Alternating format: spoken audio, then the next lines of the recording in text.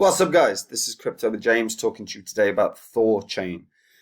Thorchain is a quality protocol that's about decentralizing liquidity effectively in the DeFi space. They've had some serious security breaches over the past year and a half or so. So I want to look at them and what's to come for Thorchain in the next bull cycle. If you're an investor in the crypto space, if you're a holder of Thorchain or you're considering getting into Thorchain, then you're going to want to pay attention to everything I'm talking about. Before I get into that, though, I update the spreadsheet. Now, these are the first 26 coins that I spoke about on the channel. Had you invested $100 into each of these when I release videos about them, and you're still holding all that crypto, you'd be in profit for around 12.6k. If you had, however, cashed out at the top in the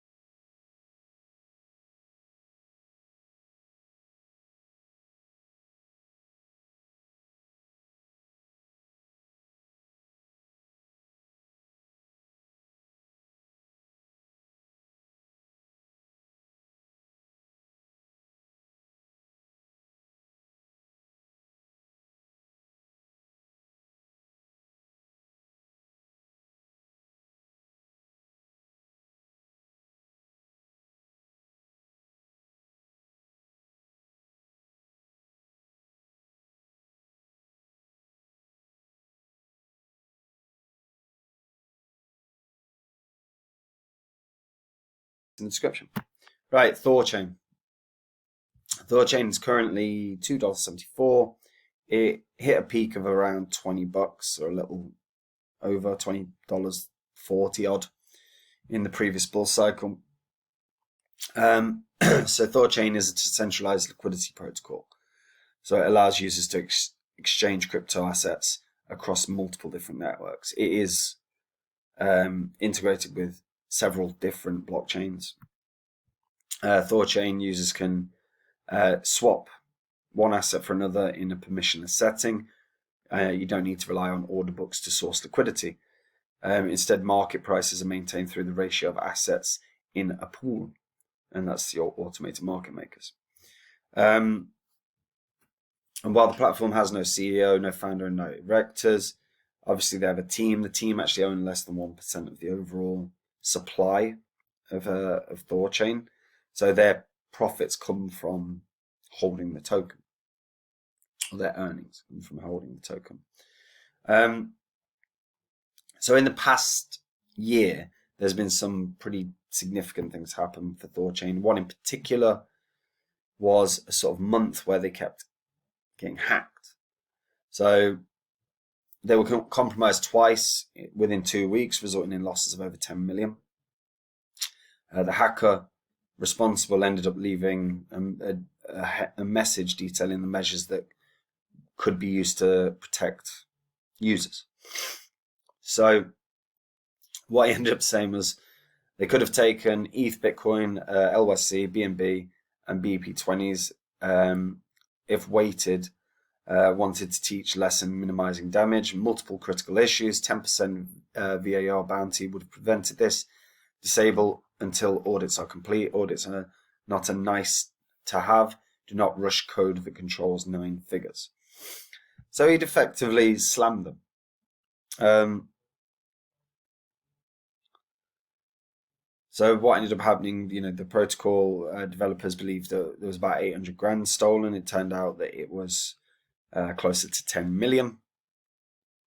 And Rude tokens obviously took a huge decline. Now, 2 hacks in the space of a month, or in the space of a couple of weeks, not great. Especially when their protocol controls total value locked in the 101 million region, and that was at that time. Now I think it's actually a lot higher. In fact, if we go check, I believe it's in the 300 million region. Where is it? I use this, but it's never that accurate. 156 million it's saying. I was sure I saw 3. Saying naught total value locked. I don't think that's right. Yeah, so what I would say with regards to the hacks. Now, Thorchain is obviously quite a damn resilient protocol. It's got a lot of users. And there's a reason for this. It is quality, 381. That's what I thought. 381 million total value locked. And these kind of hacks are pretty brutal, and they can be. And you'll see a lot of cryptos that have had these moments have not recovered. Thorchain is not that. And it would obviously be ideal not to have another hack, but I'm actually not convinced that another hack would harm them significantly. Unless we're talking about, hundreds of millions of dollars stolen. I'm not convinced it would harm them. Because they've had these hacks, they've recovered, they're still knocking around about $1 billion market cap right now. In spite of everything that's happened. And they sort of remind me of Ethereum Classic. Because as much as I'm not a fan of Ethereum Classic and I'm not impressed by its security, and they've suffered tons of exploits, they've continuously grown.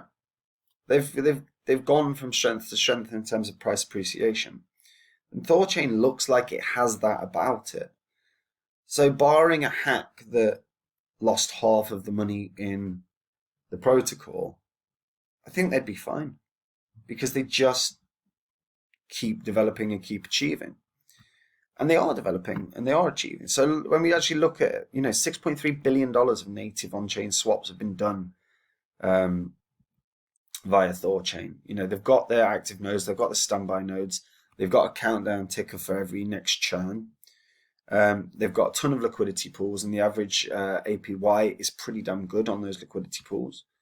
They've also got tools in place to minimize impermanent loss. So that was sort of a big not selling point, but you know what I mean, big attractive point for a lot of liquidity providers, because they've got a unique system to help mitigate the issue of impermanent loss, or the often temporary losses that a liquidity provider can experience when contributing to the pools. So they do this by using a slip-based fee to help ensure liquidity stays where it's needed. As a result, that's why they have such a high amount of money contributed to all these pools and to the total value locked.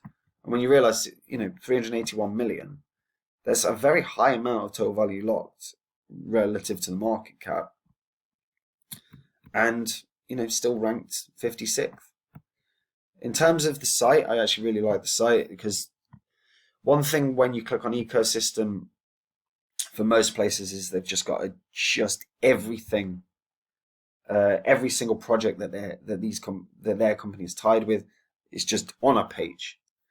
I like Thorchain because at least they've got different things that you look. If your interest is in NFT collections, you can click on NFT collections and start reviewing the range of NFT collectibles on Thorchain. If you want to start looking at naming service, then you can have a look and you can see the utility of a Thor name. And again, they've also got project funding, which is via the Thorchain treasury. This is something I actually love to see. They also have Thor Starter and then their community now. At the moment, less bullish, less asked about a launch pad. I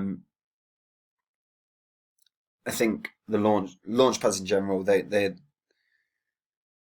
will move way more during a bull cycle, and then launch pads will become very interesting again for me. When it's a bull cycle and things are starting to be launched, and we're starting to see that immediate 4 or 5x from IDO to listing.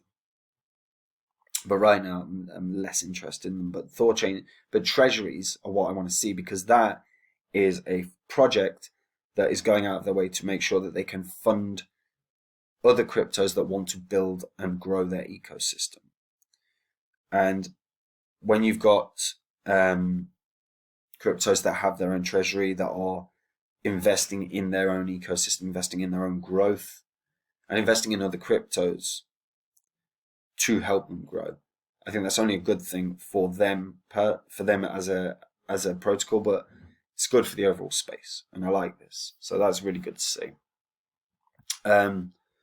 Obviously, in terms of security, they've got their issues, but they have recently done not a hackathon, but they did a bug bounty where they paid out someone to someone who found a bug, and I think that was about $500,000 for finding a critical bug, which again is good. So they're working on ensuring the strength of their ecosystem. One thing that I quite like, although I understand the economics behind it, but that's never going to happen. But they're looking at a deterministic value. So when they talk about Rune, what they're saying is, look, if 80% of the circulating Rune gets locked into Thorchain's liquidity pools, by economic design, Rune's market cap should be a minimum of 3 times the value of all non-Rune assets that are locked into Thorchain's liquidity pools. And they're Bitcoin, Ethereum, BNB, Bitcoin Cash, Litecoin, and Doge. Now, that will never happen in terms of a 3-time. But they're coming from a mathematical they're coming from a mathematical thesis. But it shows the strength of their liquidity pools, that they have so many different assets that are working with them and growing those liquidity pools. And currently, actually, 71% of Rune is actually locked in the liquidity pools. So they are fundamentally very, very, very secure. And the more Rune locked, the more secure they will be. And over the course of the next sort of year or two, the key thing really is expanding that ecosystem and expanding the liquidity pools, because you want to start seeing more and different ones. Because right now, when you look at the difference between ThorSwap and others, they've already got their desktop app, they're already developing the mobile app, they've got native pooling, which so many don't have. They've got Trust Wallet compatible, obviously MetaMask compatible, Trezor compatible, Ledger compatible. They've got more. They've also not got KYC, which is a big plus, particularly if you're American. So overall, they've got a lot more going for it in something like ThorSwap than a lot of the other AMMs out there. And they can get extra, and they've got extra liquidity via 1inch and Uniswap as well. So they're trying to make sure that those liquidity pools are worthwhile and rewarded. And with the minimization of, thanks to the sort of effectively slippage fee that they effectively put in, that keeps the liquidity pools running. I know it's not slippage, but you know what I mean. It means that the liquidity pools themselves are not only profitable, but minimize impermanent loss. A big thing, because that is a nice avenue to earn money, but impermanent loss wrecks. So it's a nice counterbalance to that impermanent loss risk. There was that Thorchain bug bounty as well. So right now, really, really looking strong. I do believe the next cycle it should hit its all-time high once again. So it should be back up to about $20, because even if all the tokens are circulating, you'd only be looking at a market cap of 10 billion, which high, but if you're looking at the next bull cycle, Ethereum being 5 figures, you're looking at Bitcoin possibly being 100 grand. You scale up the altcoins anyway, so Thorchain being a 10 billion market cap seems more than achievable. Very interesting one. Very, very interesting one. And I don't think, like I say, I don't think a hack would harm them that much. As long as it wasn't half the money in the protocol. It's got a very Ethereum Classic vibe about it in terms of how it's recovered from the previous hacks. What do you guys think? Let me know in the comments down below. Like the hacks, obviously the hacks bother people. Do they scare you from using the protocol? Do they scare you from investing in the coin? Let me know in the comments down below, guys. And right now, we have that $1 offer. This is for Copy My Crypto. This is where you can come see the site, see what the coins I hold, see what I'm saying about the markets, see the coins that I'm looking at trying to buy into. I bought a couple of coins during the bear cycle. I've already got my positions. I'm going to be strengthening those positions plus building in some new coins into my portfolio. So if you want to see what they are, you can come check out the site. When I find my next Phantom, the one that I said would 100x last before the previous bull cycle, and it did 677. That's what I'm looking for now. If I find it, or when I find it, I'll be obviously investing in it. I'll be letting the members know. So if you want to see what that coin is, you just need to go to the site and check it out. Like I say, $1 for 7 days access. If you don't like it after 7 days, let the team know. We'll refund you the dollar, no problem. So yeah, go see the site. And if it resonates with you, I'll see you there. Take it easy. Bye-bye.